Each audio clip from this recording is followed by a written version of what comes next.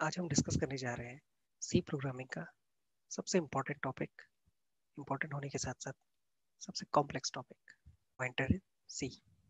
Pointers को कैसे समझा जाता है और समझने के साथ साथ उसके क्या एप्लीकेशंस हैं और उन एप्लीकेशन को कैसे यूज़ किया जाता है। पॉइंटर को कैसे आप अप्लाई करोगे प्रॉब्लम सॉल्व करने के लिए, आप पॉइंटर्स को कैसे आप अप्लाई करोगे डिफरेंट डिफरेंट प्रोग्राम्स डेवलप करने के लिए। इसका जो फंडामेंटल एस्पेक्ट है, जो फंडामेंटल कॉन्सेप्ट है, वो समझना बहुत जरूरी है। पॉइंटर का फंडामेंटल बहुत ही इजी है। जैसे आप उसमें अपनी अंडरस्टैंडिंग डेवलप करते जाओगे वैसे आप उसके एप्लीकेशंस को बेहतरीन तरीके से प्रोग्राम कर सकोगे। सिंपल से प्रोग्राम के जरिए हम इसको समझने की कोशिश करते हैं। और वॉइड मेन, तो वॉइड मेन ये नॉर्मल जो है प्रोग्रामिंग का सिंटेक्स है, स्टार्टिंग है। यहाँ पर हमने एक वेरिएबल डिक्लेयर किया है और इस प्रोसेस को वेरिएबल डिक्लेरेशन कहा जाता है। इस बारे में हम अपने प्रीवियस लेक्चर्स में डिस्कस कर चुके हैं। उसके बाद आता है वेरिएबल इनिशियलाइजेशन। यहाँ हमने वेरिएबल ए को इंटीजर डिक्लेयर किया। इंटीजर डिक्लेयर करने के बाद हमने अगली जो स्टेटमेंट है उसमें 10 वैल्यू असाइन कर दी है। तो यहाँ पर हम देखेंगे 10 इज असाइन टू ए। इसको ए इज इक्वल टू 10 ना पढ़ते हुए हम इसको ऐसे पढ़ेंगे 10 इज असाइन टू ए। तो हमने 10 को ए में असाइन किया है। अब जो ए है इसमें जो वैल्यू है वो है 10 और इंट ए ने इस ए को मेमोरी ब्लॉक एलोकेट किया। मेमोरी ब्लॉक एलोकेट होते ही इस स्टेटमेंट में क्या हुआ, जो ए को जो वैल्यू है वो 10 असाइन हुआ, यानी उस मेमोरी ब्लॉक में जो वैल्यू आ गई है वो 10 आ गई है। इस प्रोसेस को कहते हैं वेरिएबल इनिशियलाइजेशन। नेक्स्ट स्टेप में हमने और वेरिएबल डिक्लेयर किया है, वो है बी। इसके क्या यूजेस है ये हम अभी अगले स्टेप में समझेंगे। आते हैं सबसे इंपॉर्टेंट पार्ट में, int asterisk p, int star p, int pointer p. इसको अपनी सुविधा के हिसाब से आप देख सकते हैं। इंट पॉइंटर पी पढ़ना ज़्यादा सूटेबल रहेगा, इसके लिए ज़्यादा टेक्निकली ज़्यादा बेटर रहेगा। तो इस प्रोसेस को कहेंगे डिक्लेयरिंग अ पॉइंटर वेरिएबल। तो यहाँ पर हमने एक पॉइंटर वेरिएबल डिक्लेयर किया, इसका आइडेंटिफायर है पी। एक नॉर्मल वेरिएबल डिक्लेरेशन में और एक पॉइंटर वेरिएबल डिक्लेरेशन में फर्क होता है। नॉर्मल केसेस में हम लिखते हैं इंट ए, हमने लिखा कीवर्ड और फिर आइडेंटिफायर। क्योंकि पॉइंटर के केस में हम कीवर्ड लिखते हैं, उसके साथ साथ हम एक ऑपरेटर यूज करते हैं और उसके बाद हम लिखते हैं आइडेंटिफायर। तो यहाँ पर p एक पॉइंटर वेरिएबल बना है और आप देख सकते हैं b एक नॉर्मल वेरिएबल बना है, a भी एक नॉर्मल वेरिएबल बना है। अगले स्टेप में हमने क्या किया, थोड़ा सा मॉडिफिकेशन किया और हमने p में address of a ampersand a assign किया, असाइनमेंट ऑपरेटर यूज किया, ampersand a is assign to p। इसको हम ये भी पढ़ सकते हैं address of a is assign to p। यहाँ पर लिखा है हमने assigning address of variable a to pointer p। ये एक ऐसा स्टेटमेंट है जहां पर हम कोई नॉर्मल वैल्यू असाइन नहीं कर रहे किसी वेरिएबल को। जैसे आप यहाँ देख सकते हैं ए में 10 का असाइनमेंट हुआ है, तो नॉर्मल वैल्यू असाइन नहीं कर रहे, हम एड्रेस असाइन कर रहे हैं। ये एड्रेस क्या है ध्यान दीजिएगा, जब हमने लिखा इंट ए, जब हम लिखते हैं इंट ए तो इस ए को एक मेमोरी ब्लॉक एलोकेट होता है, उस मेमोरी ब्लॉक का एक एड्रेस होता है, एक लोकेशन का एक एड्रेस होता है, वही एड्रेस है ये एड्रेस ऑफ ए। ये एक इंटीजर वेरिएबल होता है, अनसाइंड इंटीजर वेरिएबल। तो इसको आप ऐसे समझ सकते हैं कि वेरिएबल है, उसकी दो कैरेक्टरिस्टिक्स होती है, एक उसका एड्रेस और एक उसकी वैल्यू। वैल्यू उस एड्रेस में लोकेट होती है। हमने क्या किया, पॉइंटर वेरिएबल लिया और उसमें उस एड्रेस को ट्रांसफर कर दिया। अगला स्टेप हमने क्या किया, बी में एड्रेस ऑफ ए भी असाइन किया, सेम स्टेप को हमने यहाँ पर रिपीट किया। टेक्निकली ये स्टेप गलत है, हम यहाँ कर रहे हैं assigning address of variable a to b. हम बी में जो है ए का एड्रेस असाइन कर रहे हैं।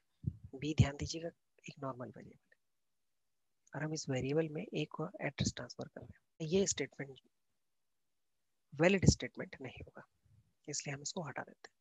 अगले उसमें हमने क्या किया, प्रिंट एफ और ए को प्रिंट प्रिंट किया। नॉर्मली हमने ए को प्रिंट किया, तो जो वैल्यू हमें मिलेगी वो क्या मिलेगी भाई, इसका जो आउटकम आएगा वो 10 आपको दिखाई देगा आउटपुट में। यहाँ पे लिख देते हैं द आउटपुट शुड बी 10। तो नेक्स्ट स्टेटमेंट में हमने लिखा है प्रिंट एफ। ये थोड़ा अलग टाइप का स्टेटमेंट है, स्लैश एन जैसा मैंने बताया कि ये नई लाइन के लिए होता है, और जब प्रोग्राम के आउटपुट कंसोल में हम देखते हैं /n%d एड्रेस ऑफ ए, तो आउटपुट क्या होगा यहाँ पर?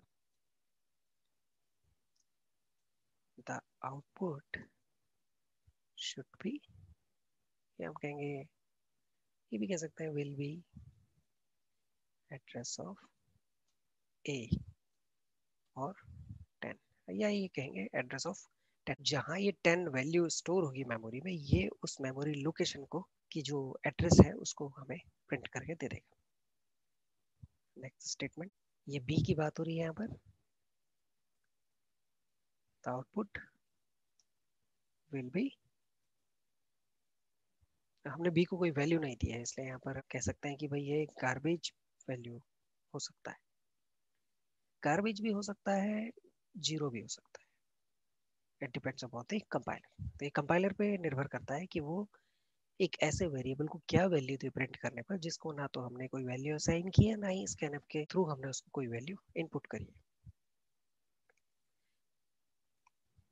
नेक्स्ट स्टेटमेंट में आप देखते हैं पी की प्रिंटिंग होती है, तो the output will be P or address of A. ऐसा क्यों होता है? Output should be address of A, ये इसलिए हुआ क्योंकि हमने पी में क्या असाइन किया है? ए का एड्रेस असाइन किया है, इसलिए जो आउटपुट आएगा वो आएगा ए का एड्रेस। नेक्स्ट लाइन काफी इंपॉर्टेंट है, यहाँ पर जो आउटपुट आएगा, the output will B value eight address. अब प्रोग्राम हमारा क्लोज हो जाता है। अब इसको समझते हैं इस प्रोग्राम को। तो देखिए यहाँ तक क्लियर है। स्टार्टिंग में आप जब कोई नॉर्मल वेरिएबल डिक्लेयर करते हैं तो वो सिर्फ वैल्यू को स्टोर कर सकता है, लेकिन जहां आपने स्टार ऑपरेटर के साथ या एस्ट्रिक ऑपरेटर के साथ कोई आइडेंटिफायर रखा है, तो उस आइडेंटिफायर में एक कैपेबिलिटी है, या हम कहेंगे इस आइडेंटिफायर का जो इम्पैक्ट है, इस पर्टिकुलर ऑपरेटर का जो रोल है, ये ऑपरेटर क्या करता है, उस आइडेंटिफायर को इस लायक बना देता है कि वो किसी वेरिएबल का एड्रेस जो है स्टोर कर सके। इस ऑपरेटर का ही रोल है। तो यह हम कह सकते हैं कि इस ऑपरेटर के बैकएंड में कोई कंप्यूटर प्रोग्राम रन होता होगा कंपाइलर से रिलेटेड, कोई कंप्यूटर प्रोग्राम रन होता होगा जो इस वेरिएबल पी को में कैपेबिलिटी ट्रांसफर कर देता होगा कि किसी का एड्रेस जो है ये स्टोर कर सकता है, नॉर्मल डिक्लेरेशन में जो कि पॉसिबल नहीं है। तो ये सारा जो गेम है ये स्टार ऑपरेटर, जैसे हम लिखते हैं ना ए प्लस बी, तो ए और बी का जो है वैल्यू आपस में ऐड हो जाती है इस प्लस ऑपरेटर के कारण। तो इसके बैक एंड में कोई ना कोई प्रोग्राम रन होता होगा, कोई मैकेनिज्म होगा जिससे कि इस वेरिएबल में जो है वो कैपेसिटी डेवलप हो जाती है।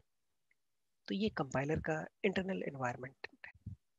तो क्या डिफरेंस है एक नॉर्मल वेरिएबल और पॉइंटर वेरिएबल में? नॉर्मल वेरिएबल एक वैल्यू को स्टोर करता है, जब पॉइंटर वेरिएबल किसी वेरिएबल के एड्रेस को भी स्टोर कर सकता है। और मैंने आपको बताया था कि वेरिएबल की दो कैरेक्टरिस्टिक्स होती हैं, एक उसका एड्रेस और एक उसकी वैल्यू।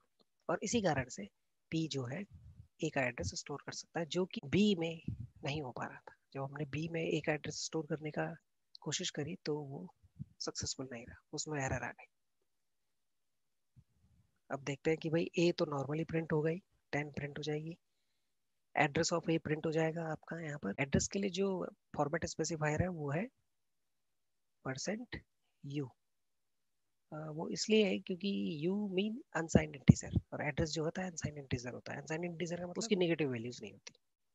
अब यहाँ पर गार्बेज वैल्यू प्रिंट होगी क्योंकि बी को हमने कोई वैल्यू नहीं दी है। जब हम पी को प्रिंट करना चाहते हैं तो पी क्या है, एक एड्रेस हमें वहां पर प्रिंट होगा। एड्रेस किसका प्रिंट होगा? ए का एड्रेस प्रिंट होगा, क्योंकि हमने यहाँ पर ये स्टेटमेंट लिखा हुआ है। तो इस कारण जो है जब हम पी को प्रिंट करना चाहेंगे तो वहां पर ए का एड्रेस प्रिंट होगा। अब आते हैं एक सबसे इंपॉर्टेंट पार्ट पे, इस स्टार या स्ट्रिक पी का क्या रोल है? जब हम इसको प्रिंट करते हैं तो हमको जो है इस पी एड्रेस पे जो वैल्यू है वो मिल जाती है। पी एड्रेस पे वैल्यू क्या है? 10 है, यानी ए। ए हमें मिल जाता है। तो एप्लीकेशन पार्ट ऑफ जो हम इसका देखेंगे उस पर हम स्टडी अलग से करेंगे। तो पॉइंटर का जो एप्लीकेशन है वो डेटा स्ट्रक्चर के इम्प्लीमेंटेशन में यूज होता है। बहुत से डेटा स्ट्रक्चर उसके पॉइंटर के एप्लीकेशन के जरिए इम्प्लीमेंट किए जा सकते हैं और किए जाते हैं इनफैक्ट। एक बहुत अच्छा एग्जांपल है पॉइंटर को समझने के लिए, वो है कॉल बाय रेफरेंस। तो उसको हम फर्दर लेक्चर में डिस्कस करेंगे आपके साथ। तो वहाँ पर पॉइंटर को लेके हमारी जो कॉन्सेप्ट है उसमें काफ़ी इंप्रूवमेंट आ जाएगी। एक और एप्लीकेशन है पॉइंटर का एरे, तो वहाँ पर भी हम इसको डिस्कस करेंगे अपकमिंग लेक्चर्स में। अब हम इस पूरे प्रोग्राम को, इस एग्जाम्पल को हम इस डायग्राम के थ्रू समझने का अटेम्प्ट करते हैं। तो हमने ये वेरिएबल लिया, उसको वैल्यू 10 असाइन करी, और ये येलो ब्लॉक जो है ये मेमोरी को लोकेशन को दिखाता है, रिप्रेजेंट करता है। यहाँ पर 10 वैल्यू स्टोर है।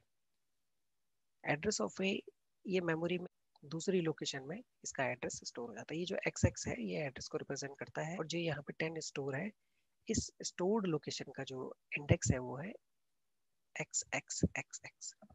देखिए यहाँ पर कोई अनसाइंड इंटीजर के थ्रू भी हम उसको रिप्रेजेंट कर सकते हैं। मैंने एग्जांपल लिया एक्स एक्स लिखा है यहाँ पर। ये जो 10 है इस ब्लॉक का जो नंबर है वो है 4 टाइम एक्स फॉर एग्जाम्पल। इसी को बोलते हैं एड्रेस ऑफ ए। तो जो पी आपने बनाया था वो पी क्या है, यही है एड्रेस ऑफ ए। और जब आप स्टार पी या स्ट्रिक पी को प्रिंट करेंगे तो आपको वैल्यू एट दिस एड्रेस मिल जाएगी। तो ध्यान दीजिएगा, एक होता है वेरिएबल और दूसरा होता है उस वेरिएबल का एड्रेस। तो वेरिएबल मेमोरी में जहाँ लोकेटेड है उस लोकेशन का जो इंडेक्स है, उस लोकेशन की जो आइडेंटिटी है वो एड्रेस कहलाती है। तो जहाँ ये 10 स्टोर है, ये इस पर्टिकुलर लोकेशन में जो वैल्यू है ये उसको दर्शाता है, और इस पर्टिकुलर लोकेशन का जो नंबर है वो है 4 टाइम एक्स। ये इसके एड्रेस को दिखाता है। तो इस तरह से हम पॉइंटर के कॉन्सेप्ट को फंडामेंटल लेवल पे समझ सकते हैं। Thank you. Thank you.